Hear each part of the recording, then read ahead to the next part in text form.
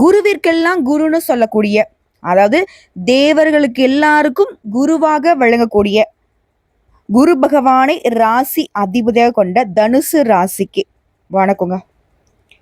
இப்போ தலைப்பு பார்த்துருப்பீங்க.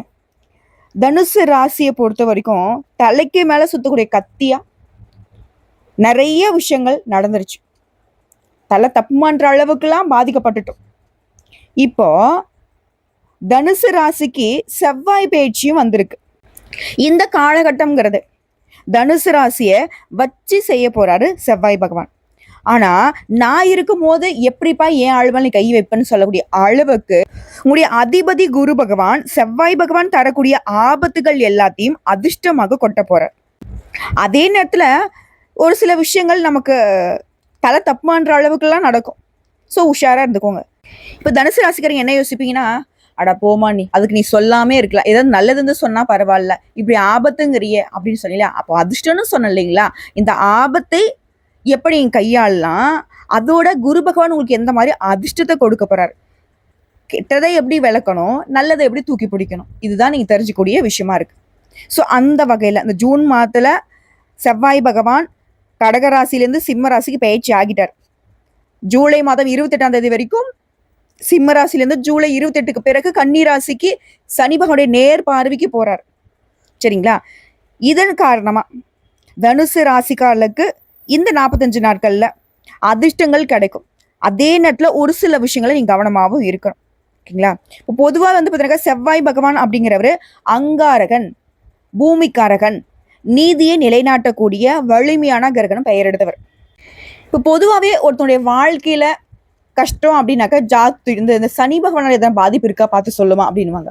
ஆனா அவரு கூட பரவாயில்லைங்க. ஆனா அந்த செவ்வாய் பகவான் அப்படிங்கிறவரு உங்களுக்கு சாதகமா இருந்தா உங்களை மாதிரி ஒரு அதிர்ஷ்டசாலியை பார்க்க முடியாது, உங்களுக்கு பாதகமா இருந்துட்டாக்க உங்களை மாதிரி துரதிருஷ்டசாலியை பார்க்கவே முடியாது. ஏன்னா எதிரி தொல்லை அதிகமா இருக்கும், கொலை நடக்கும், கொள்ளை நடக்கும், கோர்ட்டு கேஸ் வழக்குன்னு அலைய விடுவாரு. சாதகம் இல்லாத சூழ்நிலை இருக்க பொழுது ஏன் ஜெயிலுக்கு போகக்கூடிய ஒரு சூழ்நிலை, அதே போல வண்டி வாகனத்துல போகிறப்போ வர பிரச்சனை வருது, இல்ல சண்டை வருது, சச்சரவு வருது, இது வண்டி வாகனங்களால விபத்துகள் வருது, இதுக்கெல்லாமே காரணகர்த்தாவும் இவரா வருவார்.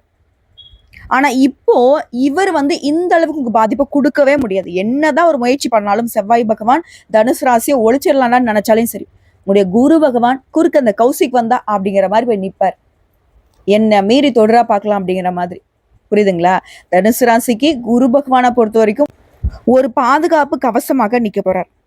அது எப்படிமா எங்களை காப்பாற்ற போறாரு, ஆல்ரெடி பார்த்தனக்க ரொம்ப கஷ்டத்துல தான் இருக்கும், இப்போ இது வேற வருது, நிஜமாவே அந்த குரு பகவானுக்கு என்னை காப்பாற்றக்கூடிய வலிமை இருக்கு, அதை கொஞ்சம் பாரு அப்படின்னு கூட யோசிப்பீங்க. ஏன்னா முடியல, யாரை நம்புறது, எந்த தெய்வம் நமக்கு துணை வருமோ அப்படின்ற மாதிரி ஒரு சில நேரங்கள்ல எந்த ஒரு நம்பிக்கையும் இல்லாம கூட தவிச்சிருப்பீங்க இல்லையா? ஏன்னா அந்த அளவுக்கு நிறைய சங்கடங்களை பார்த்துட்டீங்க. ஸோ அந்த சங்கடங்கள்ல இருந்து விடுதலை கிடைக்க போகுது. அதே நேரத்துல ஒரு சில விஷயங்கள கவனமா இருந்துட்டோம்னாக்க பெருசா எந்த ஒரு பாதிப்பும் இல்லாம அழகா வாழ்க்கை அப்படியே உருட்டிக்கலாம். ஸோ தனுசு ராசியை பொறுத்த வரைக்கும் அஷ்டமஸ்தானத்துல செவ்வாய் பகவான் நீச்சமா இருந்தார் இத்தனை நாளா. இதனால குழந்தைகள் பிடிவாத குணத்தோட செயல்பட்டு இருந்திருப்பாங்க. குடும்பத்திலையும் வரக்கூடிய பிரச்சனைகளுக்கு குழந்தைகளே காரணமாகவும் இருந்திருப்பாங்க. நிம்மதி இல்லாம தூக்கம் இல்லாம தவிச்சு இருப்பீங்க. இப்போ அந்த செவ்வாய் பகவான் 9ஆம் இடத்துக்கு வந்திருக்கிறதுனால ஒரு விதத்துல விடுதலையும் சொல்லலாம், இன்னொரு விதத்துல செலவை கொடுக்கூடிய இடம்னு சொல்லலாம். செலவுகள் அதிகமாகும், தந்தை வழியில செலவுகள் வரும், தந்தை ஆரோக்கியத்துல செலவுகள் வரும், உடைய இளைய உடன்பிறப்புகள் வகையில செலவு வரும். ஸோ இந்த செவ்வாய் பகவானை பொறுத்த வரைக்கும் உறவுகளுக்கு காரணகர்த்தா, குறிப்பா உடன்பிறப்புகளுக்கான கிரகம் இவர். சரிங்களா? ஸோ அதனால உடன்பிறப்புகள் கிட்ட இல்ல உடன்பிறப்பு வகையில இருக்கக்கூடியவங்க கிட்ட அவங்க எனக்கு அண்ணன் முறை வேணும், தங்கச்சி முறை வரும், அக்கா முறை வேணும் சொல்றீங்களா, அந்த மாதிரி ஆட்களால கூட உங்களுக்கு பாதிப்பு வரும். குறிப்பா ரத்த பந்தம் கூட பிறந்தவங்க இருக்காங்க இல்லையா, உடன்பிறப்புகள், அவங்களாலையும் உங்களுக்கு பிரச்சனைகள் வரும். உஷாரா இருந்துக்கோங்க. உறவுகள் விஷயத்துல உஷாரா இருங்க தனுசு ராசிக்காரங்களே. இதோட உடன்பிறப்புகளுடைய திருமண செலவுகள்லாம் வந்துகிட்டே இருக்கும். உங்க ராசிக்கு 7ஆம் இடத்துல இருந்து கொண்டு 3ஆம் இடத்தை பார்ப்பதன் மூலம் தம்பி தங்கைக்கு உங்களுடைய உதவி தேவைப்படும். 1.5 மாசத்துக்கு குரு பகவானுடைய அருள் உங்களுக்கு உதவிகரமா இருக்கும்.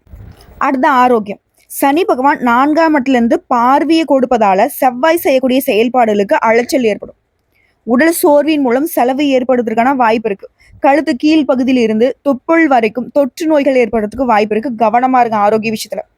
அக்கறை எடுத்துக்கோங்க. ஃபர்ஸ்ட் ஆஃப் ஆல் பின்னாடி பார்த்துக்கலாம் அப்படின்றதுலாம் வந்து இது ஒன்றும் வேலை கிடையாது. இன்னைக்கு இல்லையா நாளைக்கு செஞ்சுட்டு போலாம் அப்படிங்கிற மாதிரிலாம்.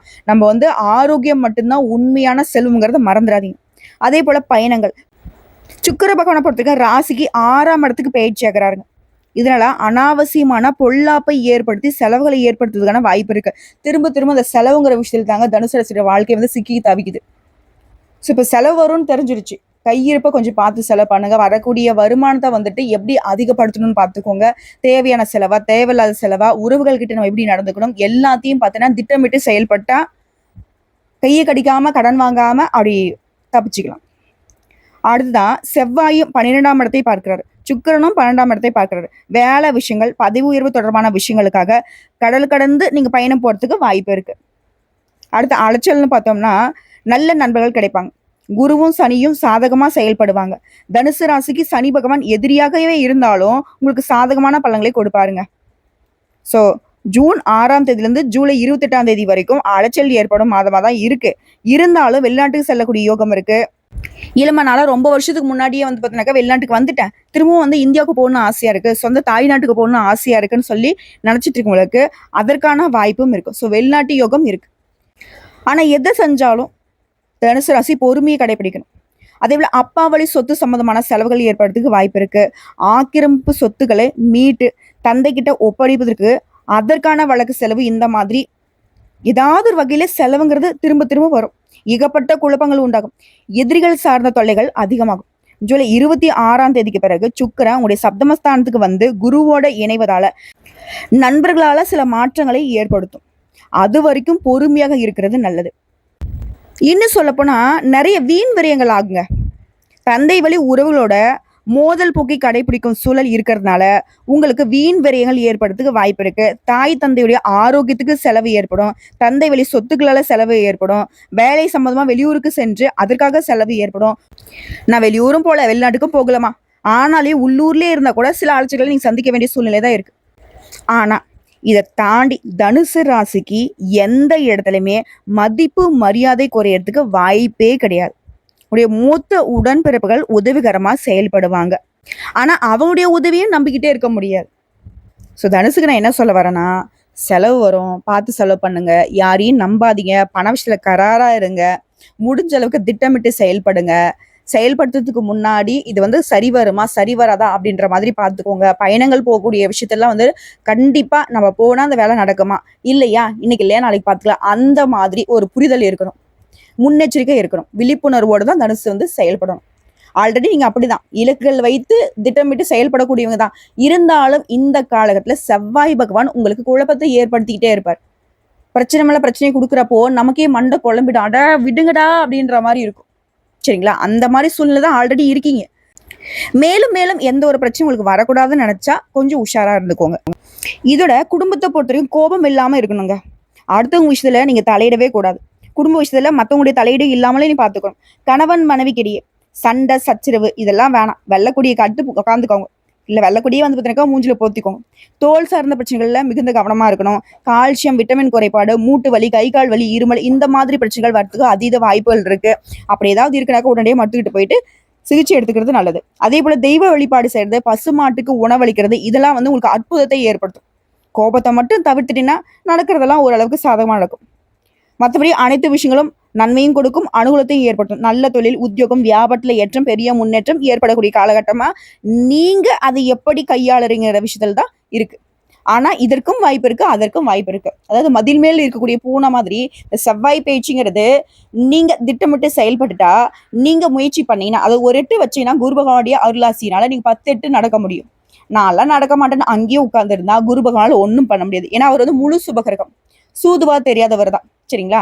ஒண்ணு செஞ்சா நல்லா செய்வார், இல்லை செய்யாம ஒதுங்கி நிற்பாரு. உங்களுடைய அதிபதி அப்படிதான். ஸோ அதனாலதான் தனுசு இது நாள் வரைக்கும் வந்து பார்த்தீங்கன்னா பெருசா எந்த விதமான குறுக்கு வழியுமே நீங்க பயன்படுத்திருக்க மாட்டீங்க. இது நாள் வரைக்கும் கடினமா நேர்மையா தான் உழைச்சிருப்பீங்க இல்லையா? 10 பேருக்கு உங்களால பயன் தான் கொடுத்துருப்பீங்க. ஸோ அந்த வகையில தனுசு ராசியுடைய நல்ல குணத்திற்கு தான் இந்த நேரம் சாதகமா இல்லைனாலையும் இது கடவுள் புண்ணியத்துல உங்களுடைய அதிபதி குரு பகவான் உங்களை வந்து காத்தருள்வார். அதாவது செவ்வாய் பகவான் கொடுக்கக்கூடிய பாதிப்பை அவன் அடிக்கிற பால அவனுக்கே திருப்பி மூஞ்சி கடிக்கிற மாதிரி செவ்வாய் பகவானுடைய அமைப்பு உங்களுக்கு சாதகமா இல்லாம பாதகத்தை எவ்வளவுதான் கொடுத்தாலும் அது உங்களுக்கு பாதிக்காத வகையில இவர் வந்து குறுக்க நிற்பாருங்க. சரிங்களா? ஸோ இப்போ வந்து தனுசு ராசி செய்ய வேண்டிய ஆலய வழிபாடுன்னு பார்த்தோம்னாக்கா திருச்செந்தூர் முருகப்பெருமான ஒரு முறை போய் தரிசனம் பண்ணிட்டு வாங்க. முடியாத பட்சத்தில் வீட்டில் இருந்தே அனுதினமும் அவரை நினச்சி வீட்டில் தீபம் ஏற்றி வழிபாடு செஞ்சாகணும். கட்டாயம் ஒவ்வொரு வியாழக்கிழமையுமே குரு பகவானுக்கு விரதம் இருந்து நீங்கள் அந்த நாளில் வந்து மஞ்சள் நிறத்தை அதிகமாக பயன்படுத்துங்க. அதே போல் துறவிகளுக்கு மஞ்சள் நிற உடைகளை தானம் கொடுங்க. அதே போல் மஞ்சள் நிற இனிப்புகளை குரு பகவானுக்கு வச்சு படைச்சு வரக்கூடிய பக்தர்களுக்கு நெய்வேத்தியமாக கொடுங்க. மறக்காம ஒவ்வொரு வியாழக்கிழமையும் அருகில் இருக்கக்கூடிய நவகிரகங்களில் வீற்றக்கூடிய குரு பகவானுக்கு மஞ்சள் வஸ்திரம் சாற்றி வழிபாடு செய்யுங்க. நல்லெண்ணெய் தீபம் ஏற்றி. இதோட உங்களால் முடியும் அப்படின்னு நினச்சிங்கன்னா ஒரு 10 ஏழை எளிய மக்களுக்கு உணவு வாங்கி கொடுங்க. அவருடைய பசி போக்க உங்களுடைய கஷ்டங்கள் மறையும். வாழ்த்துக்களுங்க. ஏதோ ஒரு அளவுக்கு வாழ்க்கை சிறப்பாக இருக்க இந்த பரிகாரம் உங்களுக்கு பலன் கொடுக்கும்.